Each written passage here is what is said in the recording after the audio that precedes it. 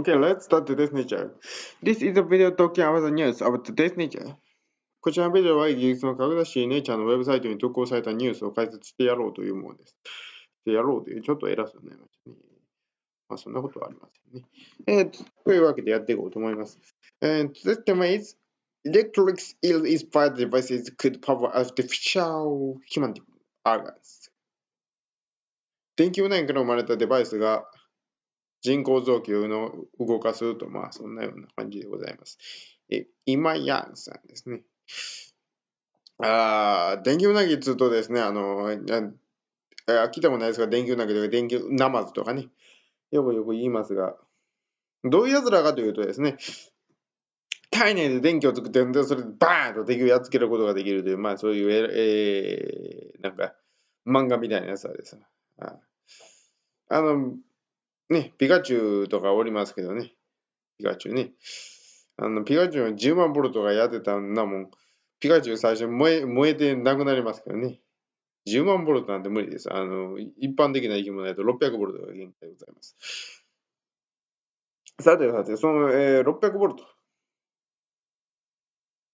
の、電球内。どういうふうにやってるのか。そしてまあそれを人間がつく様が使えないかという話をまあちょっとやってみようという話でございます。Okay, first I talk about in English and second in Japanese. Yeah, let's see. The flexible and transparent and energy source, inspired by the electric eels, will power and line. The electronic devices like a pacemaker or some sensor. In December 30th, on the Nature, the article about the prototype was published, but the researchers think they will run that machine by using the fluidity in the body of human. まあ、その電気ウナギによって、インスパイアされて、エネルギー源、まあ発電機ってやつですね。これが体内のペースメーカーとかセンサーとか、そういったのを動かすことになるかもしれない。ネイチャーでその、元々に関する論文が公開されたんですけども、研究者たちとしてはですね、将来的にこれを体内の水分で動かすということをやりたい。今は塩と水で動かすということをやっとるんですが、もう塩と水だけじゃなくて、もう体内にあるもので動かして。This device is developed by Thomas Schroeder, the University of Michigan, and their colleagues. They are the chemical engineers. Has different battery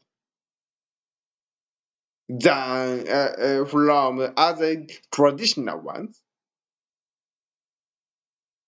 And there is no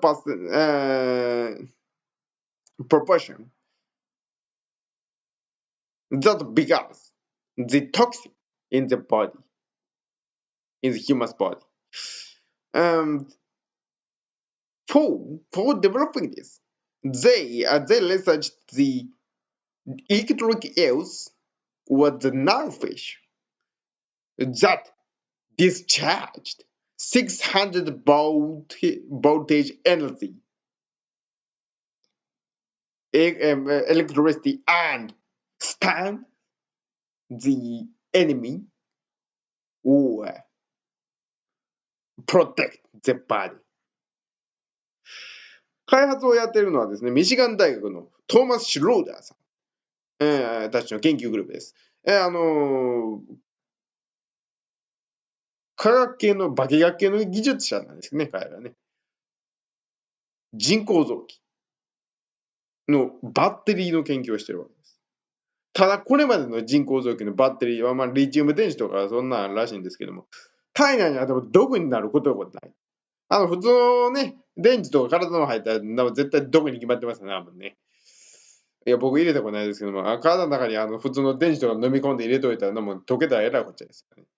水銀やったっけ亜鉛とかバシバシ入ってますからね。そういうのじゃない。彼らは電気ウナギに着想を得ました。電気ウナギ、ちょっとリスペクトをしとるわけです。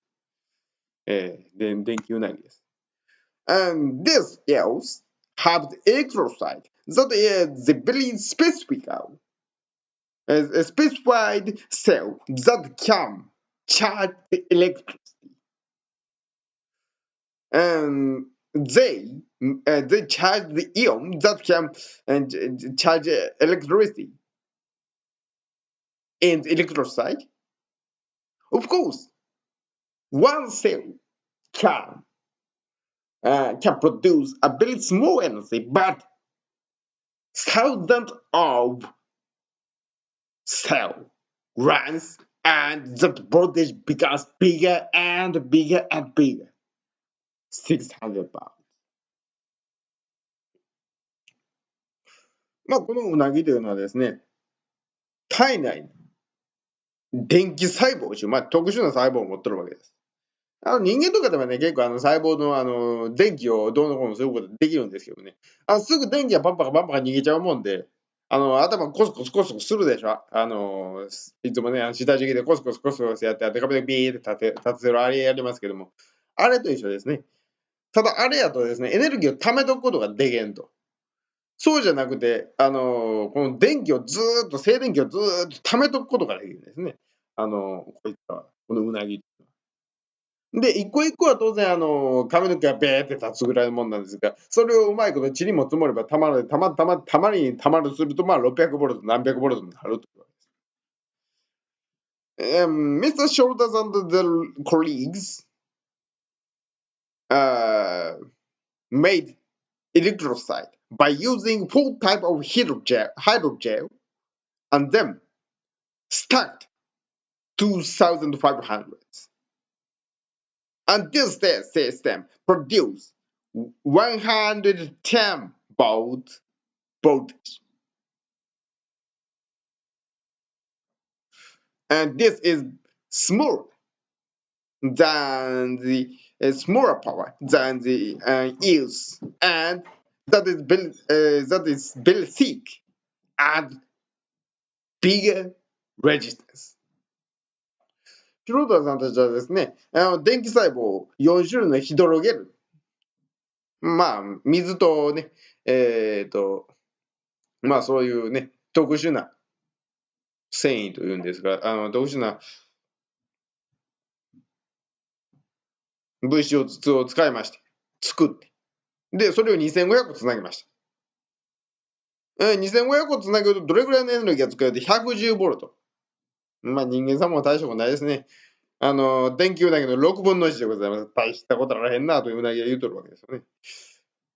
で、パワーも小さい、分厚い。そして分厚いせいで抵抗が大きいと。抵抗が大きいとどうしてもね、エネルギーをバンバン使ってもなかなか大きな電力にはなりません。人間さんも大したことないですね。And theory, this energy is a pretty for running the artificial organs, but the researchers think they should be able to make this device improve dramatically, make the hydrogel thinner, and make the lower resistance. And then, もちろん理論上はですね、こんだけのエネルギーがあれば人工臓器を動かすのに十分なんです。ただ、今後も開発を続けていくことによってですね、ヒドロゲルを薄くしたり、あとは薄くすることによって抵抗が小さくなる。おそらくもっとガツンとエネルギーをバシーンと出すことができるんじゃないかと考えているわけです。敵に襲われたらね、いつかは人間も電気をバーッと出して相手をバシーンとやっつけることができるかもしれないわけです。もうピカチュウの10万ボルトも夢じゃないわけですね。10万ボルトやったら焼け死にますよ。前も言いましたけど。And the researchers think, and they will run this device by using the energy and the body like an electronic else that they are using the metabolic energy. And this device will use and practically and they are expecting. 研究チームはですね、将来的にこのマシン、このデバイスをですね、体内のエネルギー、うなぎはちなみに脂肪を燃やしてるわけですが、それと同じような方法を使って発電できるように、要するに体内で電気を使ってですね、人工を動かすことができるようにしたいと思います。そしてまあこの機械が将来的に活用されればええなというふうに思っておるということでした。